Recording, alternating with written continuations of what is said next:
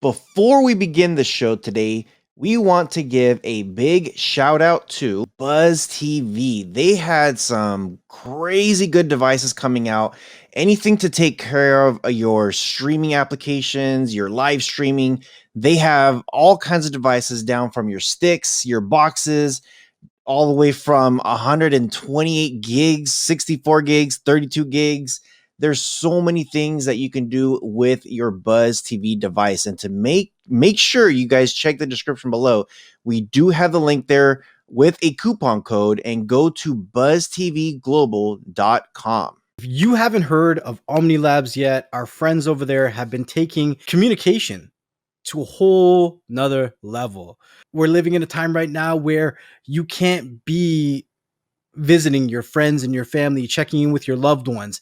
Their telecommunications robot is allowing you to visit them with the most simplistic of ways, being able to dial right into a 4K camera that also has web conferencing abilities. So visiting loved ones as a group is possible to check in with mom, dad, grandma, grandpa, whoever it may be. So if you're looking for the best possible deals to make sure that you are taking advantage of this wonderful tool to take you into 2021 and beyond, make sure you check that description in below for Omni Labs, their telecommunication robot. And also FCD Box. If you guys have not heard of these guys, I'm sure you guys have heard of Wolf launchers. You guys have heard of all these different launchers that you could add to your Amazon Fire devices. These guys have their own exclusive launcher that you could add to your stuff, which takes care of so many good things and just make it very, very accessible just at the touch of your hands. Make sure you guys do go to fcdbox.com or check the description below to see how you guys can get hooked up with the latest and greatest launcher. Listen, guys, we've talked about security so many times and all the different things that we've done. You don't want to be entering password as your password. You don't want to be browsing the internet without some form of protection. So if you are going to be browsing the internet like everybody is, make sure that you buck up, you have some protection. We got some fantastic deals in the description below. We always try to make sure that we find the best deals for you guys. So there's a lot of interesting stuff coming out with VPNs now, things that are including, things like storage and all these other things that may be beneficial to you as well. Again, if you're looking for the best possible deals, the links are all in the description below. Make sure to subscribe to our channel, and please leave us a comment below or leave us a review depending on what platform you are. And with all that being said, let's start the show. What's up, everybody? It's Karl, aka Karldrumtech, and today we're talking to Next Level and Beyond the Streams. Cue the music.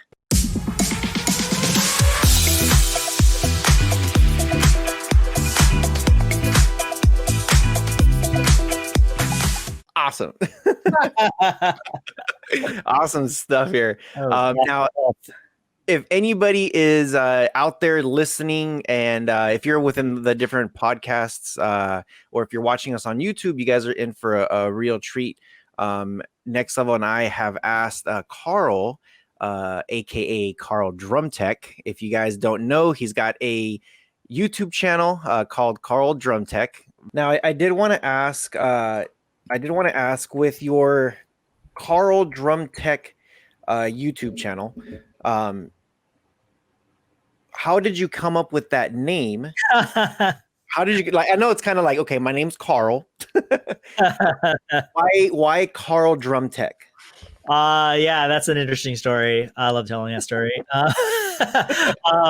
So basically I wanted to create a brand that was like, because I used to be a tenor tech, right? So I was like a tenor tech, but I didn't want to pigeon my whole myself into something very small, like Karl Tenor Tech. So what if I just made it more all encompassing with percussion? So Karldrumtech, right? And then so I started that. It was like, well, all one word, Karldrumtech, and that was my Instagram handle. And then as I started my YouTube channel, and as I was introducing myself on Instagram, it's interesting, right? I started this podcast with, "Hey, everybody, it's Karl, aka Karldrumtech." I said that in the beginning before anybody knew that I was Karldrumtech. I told people, "Hey, I'm Karl, aka Karldrumtech." I just made that thing up. As far as people somehow knew me as Karldrumtech when they did it. So that's just like an example of me, just basically creating my persona, putting it out there, and putting it in people's faces, literally, right? And just now you're gonna know me by this now, Karldrumtech. So anybody that comes across my stuff, like I'm Karldrumtech, people see me in like when we do have competitions and stuff like that, like, you can watch people like warm up, like there's kids, walking around like, hey, are you Karldrumtech? Can I take a picture? They don't know my last name is Arietta. Like they know me as Karldrumtech, so that's really what started it, and why it's Karldrumtech and not like Karl Tenor Tech or something else. Yeah. Now, on your channel, you do have, I remember a very, I don't remember if it was a year ago or 2 years ago. You did a video, and I'm trying to skim through it. You did a video possibly on, well, not possibly, I know for sure. It was like a very inspiring video. I don't think you even showed your face on it. It was just a lot of images of stuff. Yeah. You talked about how like Michael Jordan just wasn't great. Like he worked for it. That video, I would have to say, it kind of got me, like gave me goosebumps. Wow. I know when us as if we were a caption head of a drum line, if we were a tenor tech, bass tech, whatever, a drum tech, there was always those moments where you were to tell somebody something inspiring, to be like, do your best because we're about to go perform, or this is going to be the last time we're doing this together in this setting with this group, because some of you guys graduate and we're going to get new people next year. So I know there's moments in time that when either you're the student sitting there listening to your mentors, or maybe not as, or I guess, we could still call ourselves students. Even when we were teaching with other people, like Pete Sappinen, for example, if Pete Sappinen is the caption head and you're there as the tenor tech, I still consider myself a student of his, just because how well he teaches and talks and everything that he does. So that video, I remember listening to it and I'm just like I felt like the student again. I'm like, dude, yes, this is freaking awesome. Like this is what people need to hear.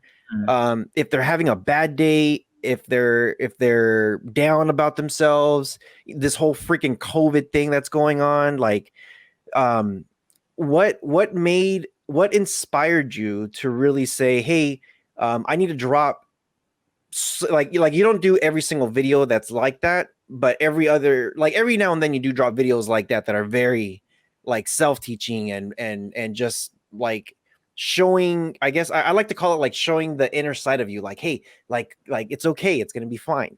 What really inspired you?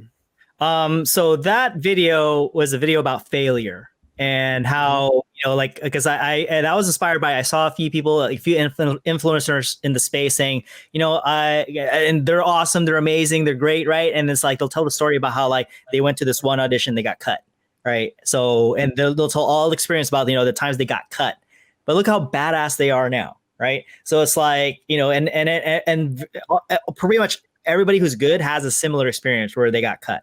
Right. And I've been cut, obviously, before as well. And the feeling of that. I mean, we've all had experience, right? The experience of failure, right? When we fail at something, it's very like, it can be, I don't want to say traumatizing, but it's like, it makes you doubt your self-worth. It makes you feel, very bad, obviously. Right. So it's like, that was my way of saying like, if you fail, like it's not the end of the world, and you have to see it as something positive. You have to see it as a learning. You don't fail, you learn, right? So it's like that. This is how the most successful people in history, have do things. It's just like they take failure as a lesson, and they grow and become better because of it. And, in my younger days, I probably didn't process failure as well as you could have. And, this is something that people, like you said, people need to hear that, when you fail or you get cut or something doesn't happen, like it's okay. Like, you'll learn from it. You'll get better from it. Trust me, like you're going to get there. And, I feel like yeah, there is that element where we do that for our students when we teach them. There's this, I guess, what do you call it? Like self-development, thing that's attached to it. I'm actually a huge fan of self-development and self-actualization. I mean, I follow like, Tony Robbins and, Eckhart Tolle and stuff like that. I read their books, and, little backstory about me, I was, for me, like I was not very good with like the dating thing and girls and stuff like that. And at a time of frustration where I couldn't like figure it out, I seeked out pickup artists. Like I learned from pickup artists, right? And it's like, I pay for their programs, and I consumed a lot of their content, and I learned so much about that. Just the idea that you can go talk to a girl, and if they reject you, it's okay. Right. Because like the thing that stops people from doing that is because they're afraid of failure. They're afraid of being rejected. So they don't do it at all because they're saving themselves from that feeling. Right. Versus, nah, I'm afraid, I'm going to do it anyway. Oh, I get rejected. It's okay. Next. Right. I learned so much from that idea and those concepts that like these are things that people need to hear. And it's not just about like, dating and stuff like that and getting girls, or it's not even about just like getting better at drums. It's about like, these broader concepts that hold people back in a certain place. That's why people can't realize their full potential, right? Because of all these like socially conditioned ideas that are put in them, right? Failure is bad. Stuff like that, right? Or it's just like, you're not good enough, right? All these feelings of self-doubt and, which can make people very depressed and, not want to do much, right? And they don't see the potential of like what they could be, because they're afraid of the bad things that can come with that.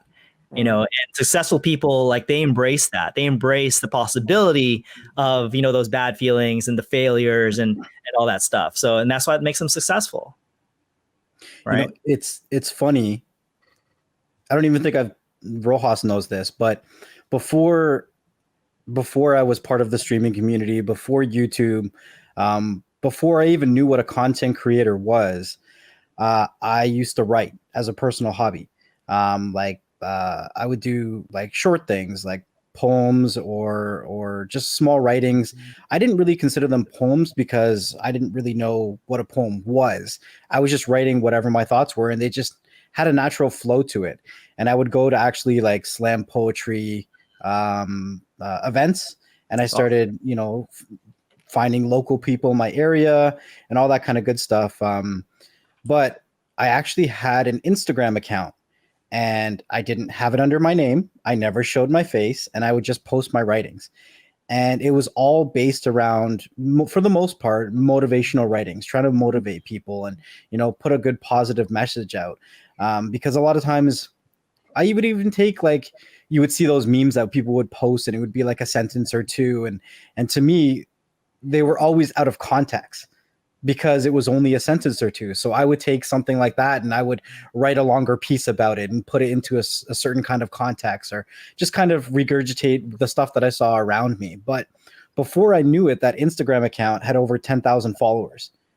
And I didn't know anything about being a content creator. I didn't know how to monetize it. I wasn't making any money. So eventually I moved on to things and spent time with things that were making me money, and, obviously diversifying what at the time I thought was a real job or a real income. Right. Yeah. But if I knew what I know now back then, and actually how to grow a channel, because I didn't know what I was doing then, but people need that positive reinforcement in their life. Yes. I had a conversation actually today with one of my friends, and I said, growing up, we're told things like, it takes 10 people to tell you something positive to reinforce or to counter the negative impacts that we have from certain people in our life. And I think that right now it's so exponential because we deal with so many people when it comes to, virtual or the internet or whatever it may be. So it can be that much more difficult to get over that hump and to push back and to motivate yourself to be the positive force that we are all capable of being. Yeah, there's it's what I call like noise. There's a lot of noise out there, and it's not just even just external. There's also internal noise as well. All right. Like the voice in your head is like, nah, it's not gonna happen. Like, or you're gonna fail, or don't even try it. Like, There's you're no not content. good enough. That's one of the biggest voices in everybody's head. You're not good enough. Right. So it's like, what gives you the audacity to post something online, you're drumming that's not that good, right? Like, you're gonna put it out there for a lot of people to see. Like, what gives you audacity to do that? And you have to fight through that. Be like, yeah, fuck you, I'm gonna do it. Right? And then you just do it. And then, like, lo and behold, right? If I had not done that, if I did not post that first video, right, we would not be having this conversation about me having 20,000 followers on Instagram. Right. So we would not be having this conversation of me having like a full-time income, 20 hours a week, half the time I spent, doing a full-time job. Right. And then me now being an entrepreneur, having, growing 2 businesses, being an investor, having an awesome girlfriend because, those techniques worked, like all these things, happened because I told the inner voice in my head, the noise in my head that said, no, you can't do this. And I said, fuck you. Yeah.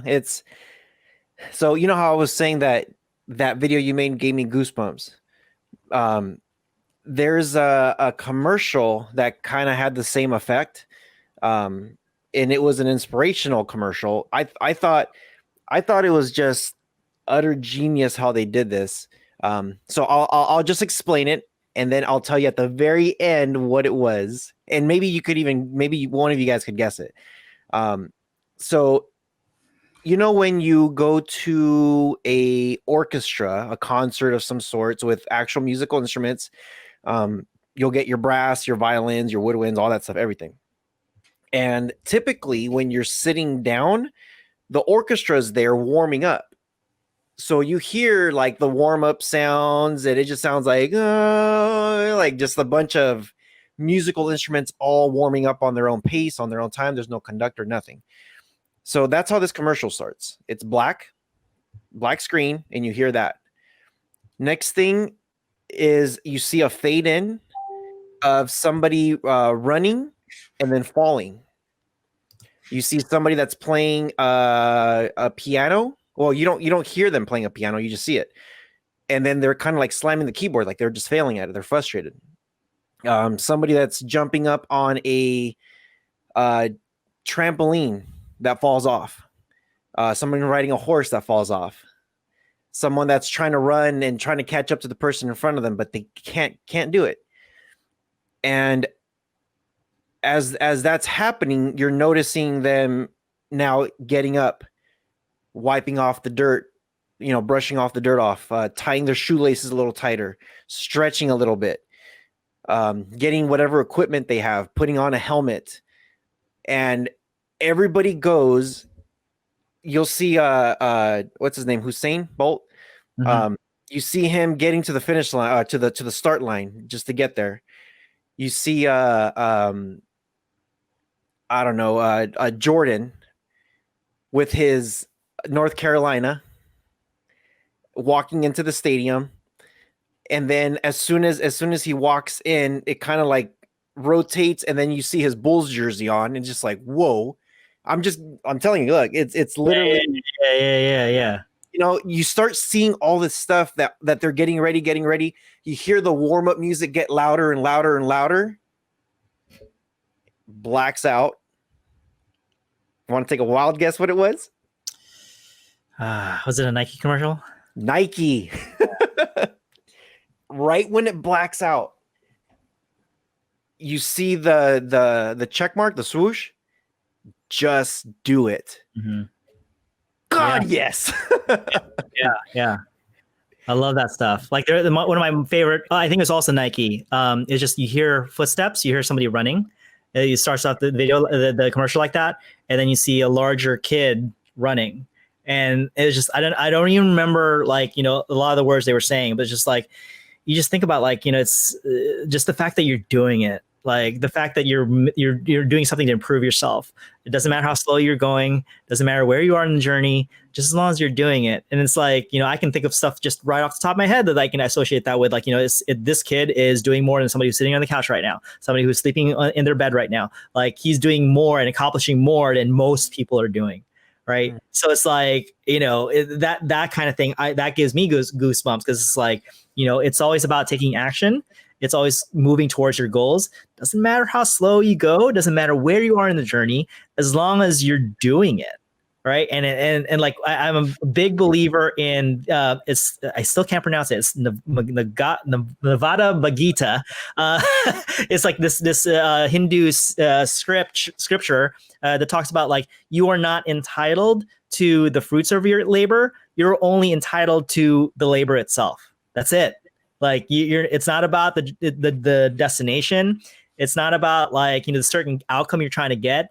The fact that it like, to most people, that's the gift, but the actual gift is the act itself, that you get to do it anyway. Most people don't have that opportunity. So that's a gift, right? Yeah. So if you don't get your goal, it's okay, right? The fact that you did it is the gift. When I would talk to a lot of people, because I would always end up in situations where I would have motivational conversations with people around me, like in private or whatever. And one of the things that I would always end up telling them is that, we always have steps to where we want to get to. But the problem that I would tell them is that we make our steps and our hurdles too big. Sure. So if we break them down, we start to realize that some of the reasons we don't get to that next step is because we've built up our own ignorances as to why we can't. Yeah. Right now, one of my favorite words to tell everybody was why. And I was such a believer in, if I ask somebody the word why, or the question why, enough times, they would find their own answer to whatever they wanted to do. Right? Like, we put or instill doubts in ourselves so often and so frequently that we don't even know why they're there. Like, why can't I start a YouTube channel? Because I need this. Well, why do you need that? Well, because, I need better sound. Well, why do you need better sound? Can they not hear you right now? You know what I mean? Yeah. Like, we all started from somewhere, and nobody started with perfection. Nobody started with perfection. Right. And without failure, there's no accomplishment at all. Right. So we have to be able to, one, fail, and we have to be able to live with it, because we are always going to be better than yesterday, as long as we keep striving and moving forward. As long as we believe that, the possibility is 100% there. There's no chance of failure at success unless we tell ourselves that there is.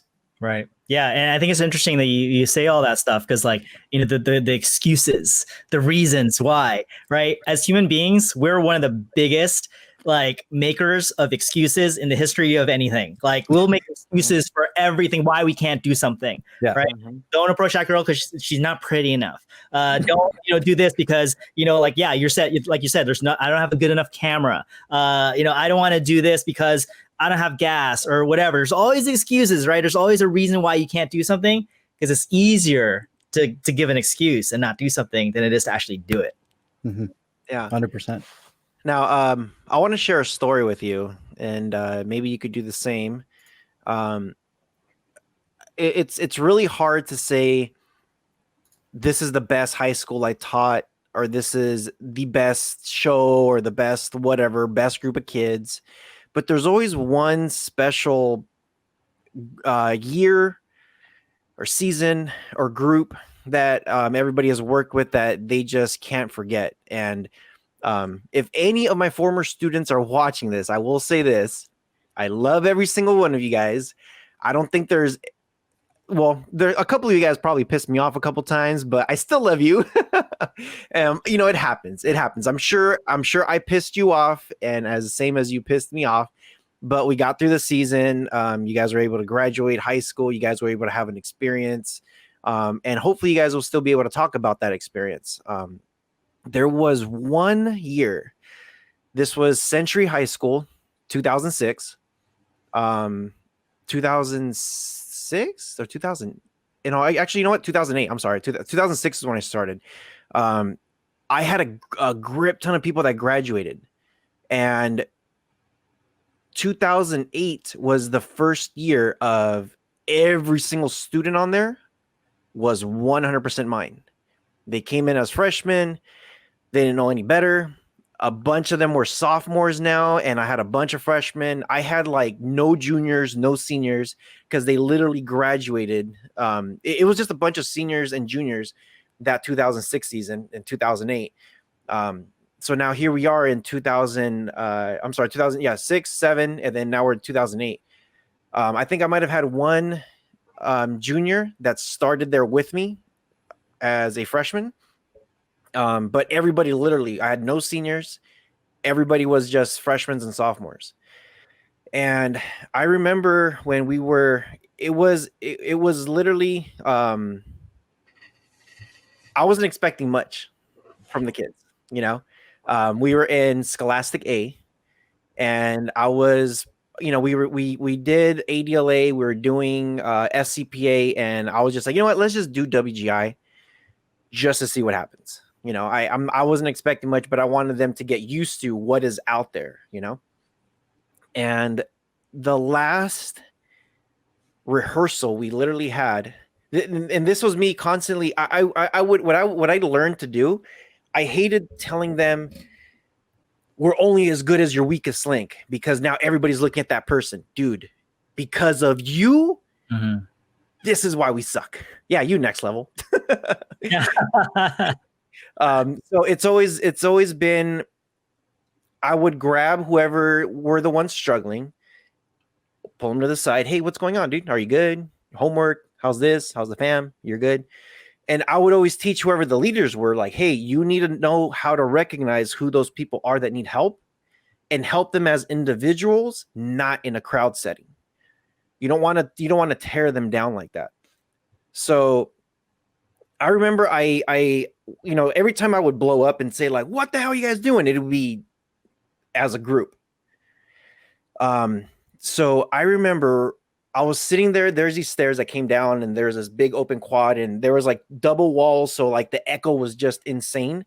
I'm like, I want this room to be as freaking wet as possible, so it just booms and echoes, and I know exactly how to dial in everything, and that little area actually like improved our sound so much when I found out in their school. Man, we're sitting there, and I was just like, okay, what can I tell these guys to, like, because this was going to be literally our final run through. And I'm thinking like, it was our final run through before the WGI regional that was out here. And I was telling them that, this is going to be it. Whatever happens tomorrow, it's going to happen. Like, this is what you guys need to do. This is what you need to start thinking. Take everything out of your head. Forget if you're mad. Forget about this. Forget about that. And we kind of did this round robin where everybody was just talking. We're just hanging out, talking and talking and talking. One of the students said, hey, my parent is here. It's kind of, it's already time to go. And, as instructor, sometimes we talk too much. Yep. So I'm over here like, oh boy. Okay, guys. And there's a bunch of parents. Almost every single parent was there. And I was just like, hey, can we just run this one more time? And they're just like, yeah, that's fine. So I brought everybody together. I'm like, look, just don't worry about the parents. You could use this as an audience if you want, but let's just have fun, guys. Like, screw it. Let's just have fun. That run through, halfway through it, I started to get like teary, like literally just teary. And I noticed some of the students noticed me. And I was on top of the scaffolding thing, and I had to come down. I'm just like, I can't let them see me like this, So then I kind of like just backed up like towards where the parents were, just hanging out back there, just watching. And I noticed a lot of the kids were getting emotional too. And when we were done playing the last note, all of us, everybody just started to yell and cheer on how great of a performance that was. And I'm just like I went there and I'm just like, what just happened, guys? Like whatever just happened just needs to happen again.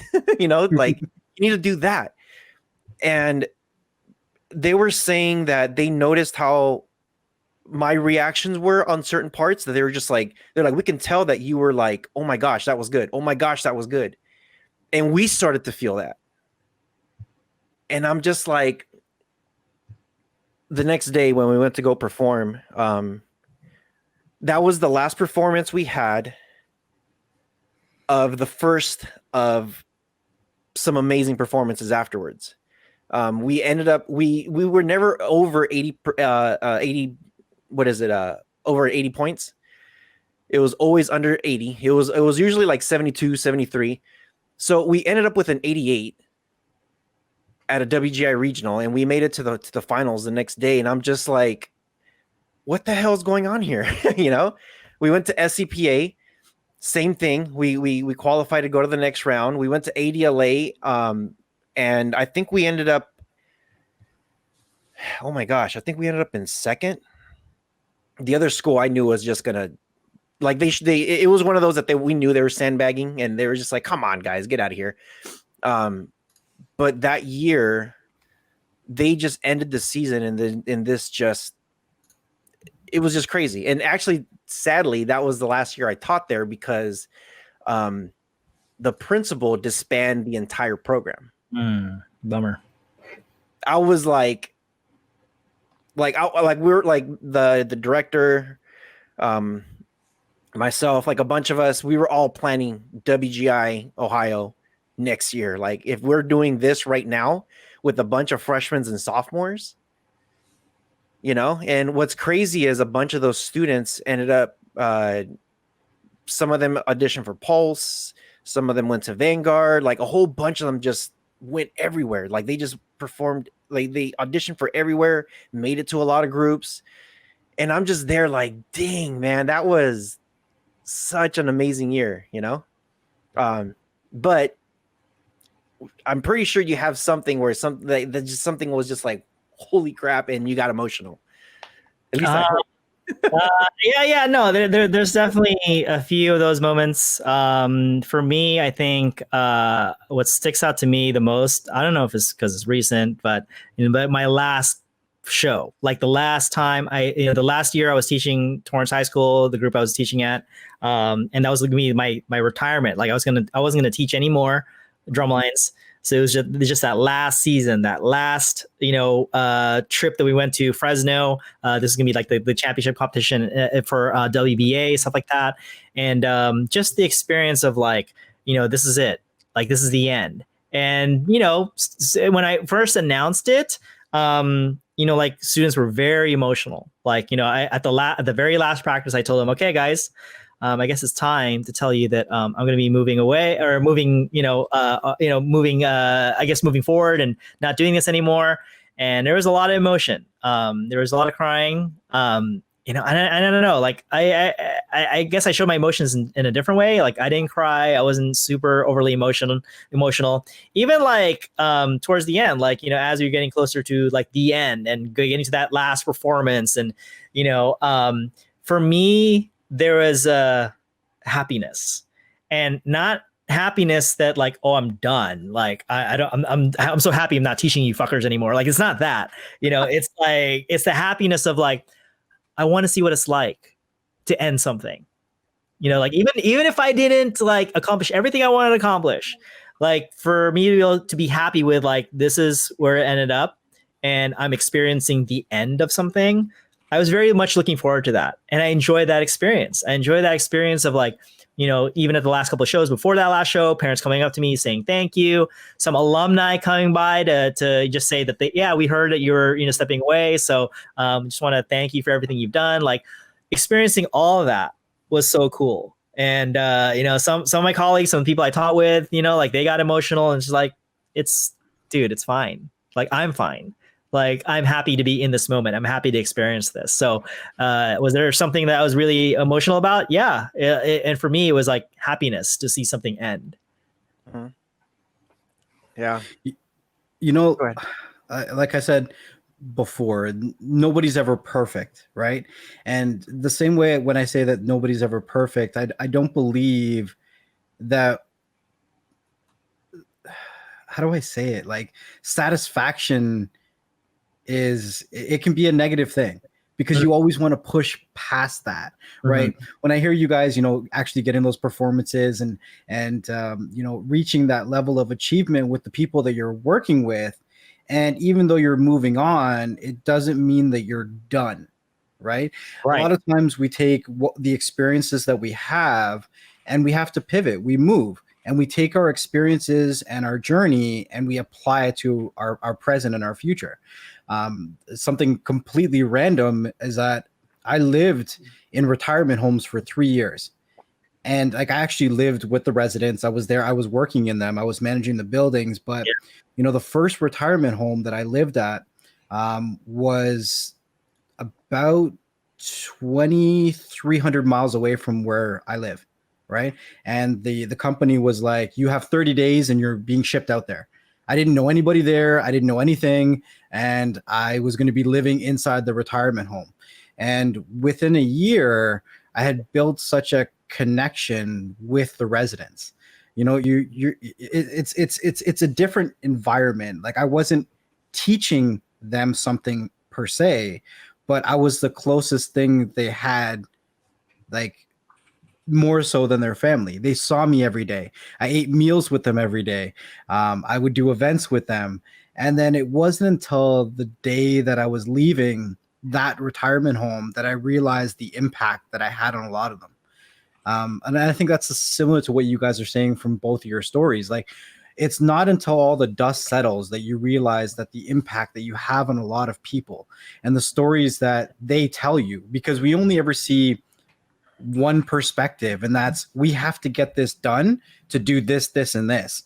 We don't necessarily see the journey from somebody who's starting from, you know, one perspective of their own journey and us guiding them through like from the other side. And I think it's something that's really interesting to always keep in mind, because as we're going through our journey, we're helping people along the way. And no one is ever fully complete. Like, the circle of knowledge is never done unless we stop sharing. It just has to keep moving forward. We have to keep motivating people. And the more that we put out there is the more that people are going to continue to put out there as well. So I think we all have a story to tell. And through our stories, there's so much relatable content that nobody deserves to be an outcast, no matter what. Yeah, I agree. Yeah, amen, brother. Like, you know, I totally believe in that. And, you know, I think it's interesting you said, like, there's no such thing as completion. Like, everything, it just continues. The work never stops. There's never a point where you say, I'm done, I've accomplished everything. There's no such thing.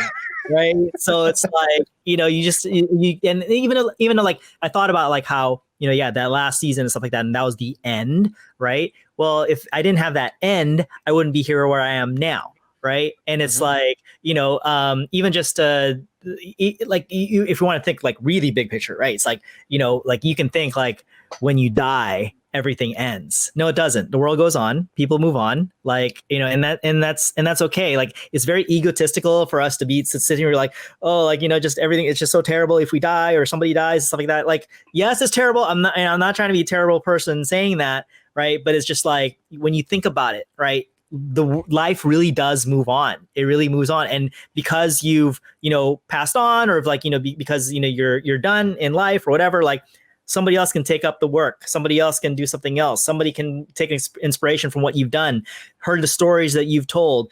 You still go on, like, in a way, right? And, you know, and the world is better for it. And the world keeps going, you know, despite that, right? And whatever vacuum you leave, somebody fills it. And that's an opportunity for them. And that's great, right? So.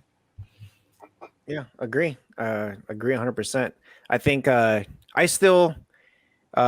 that was the end, I guess, for me on with that school. I still taught a couple more schools after that. I still did a couple things after that. And then I think my end was, I don't know if you remember, I started my own independent group, Riverside Independent Percussion.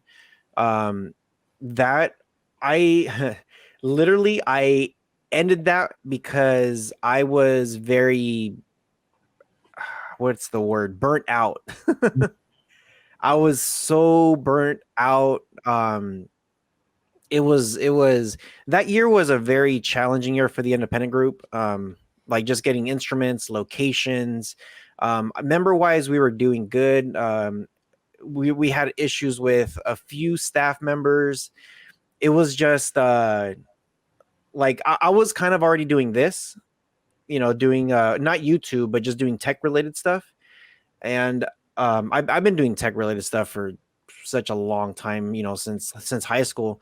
So I kind of sat back and said, I just kind of want to do my own work. Like, just let me do my own stuff and see if I can just do my own stuff. And I I started. I got this position at the hospital, and doing data reporting analysis. Very simple. Just let me pull the data. Let me tell you what it says. Here it is. There it is. We're done. Next. Um, it started to get a little bit crazy once they're like, hey, maybe you should be some kind of manager and leading a team, and because you know how to do this, and I'm like, damn it, that thing keeps following me.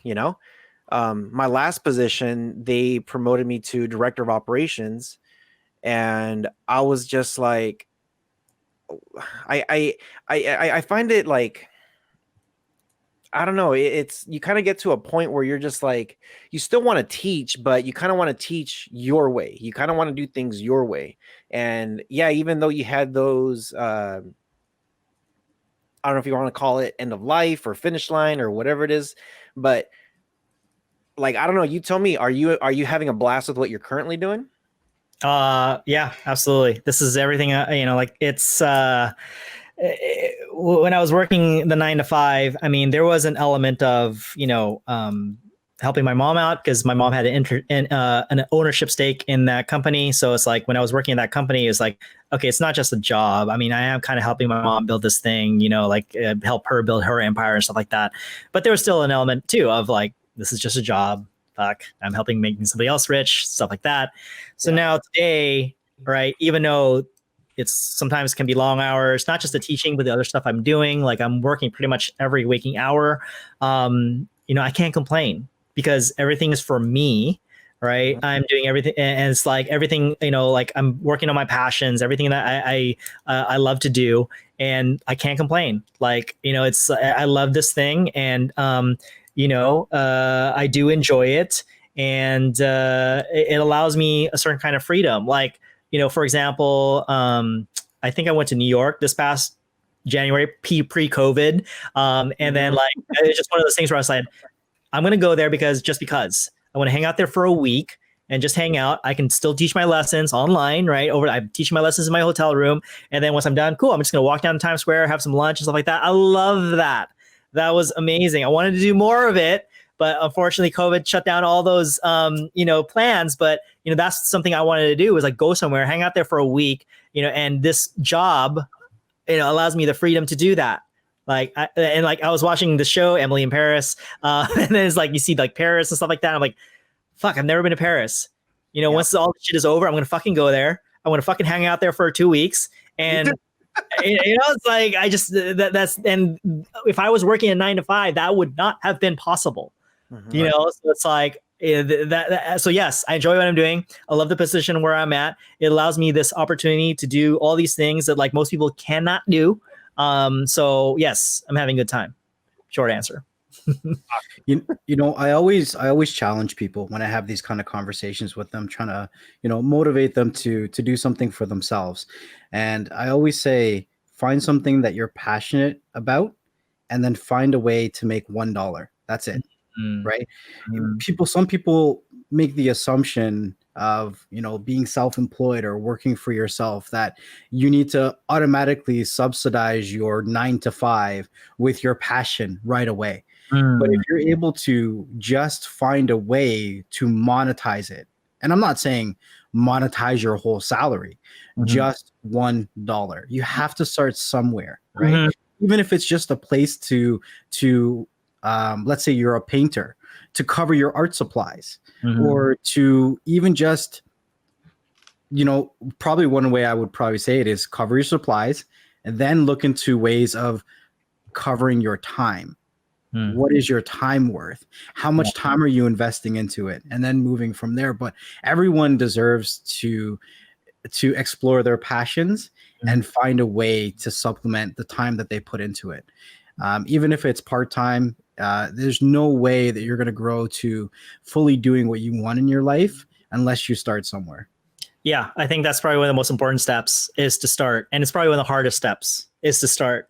Like just being like, I have to like achieve all this. No, just like you said, just start with $1, invest in one stock, get one client. Like if you can get that, it gets things rolling. 100%. So you just have to get started. You just have to get one. And Gary Vaynerchuk, I'm going to go back to this. Okay, my initial inspiration. The thing that hooked me on his stuff was I saw a video of and the whole premise of that video is 1 is greater than 0. And 1 is greater than 0, meaning like if you have just one person, if you post a video on YouTube and only one person sees it, that is better than 0. And you never know, that one person could be working for Oprah and be like, oh, your stuff is cool. Like, I need to get you on, right? So it's like, you cannot underestimate the value of that one view. So that's what, again, that was an inspiration for me to be like, yeah, even if I don't get a lot of views, fuck it. I'm just going to do it, right? So, and if it's a few, that's better than nothing. 100%. Right? You always have to look at things positive. One of the things that kind of stuck with me is, I don't know where I heard it, maybe reading, watching, talking to somebody, but somewhere along the line, somebody told me some way, somehow, that the worst thing that's going to happen is somebody's going to tell you no. If you ask for something, the worst thing that's going to happen is someone's going to say no. And the best thing that's going to happen is they're going to say yes. Right? If you're trying to reach out or you're trying to communicate to somebody or you're trying to grow from a certain thing and you have to network or, you're trying to grow your customer base from 0 to 1, like you're trying to get to the next level. The worst thing that's going to happen is someone's going to tell you no. That's it. And sometimes that no word can be scary, but the opportunity for that yes is exponential. Yep. So, nothing is ever as bad as it seems. Our worst, like you said, our worst objective or our worst objection is usually ourselves. We just got to get past that. That's it. So absolutely agree. 100%.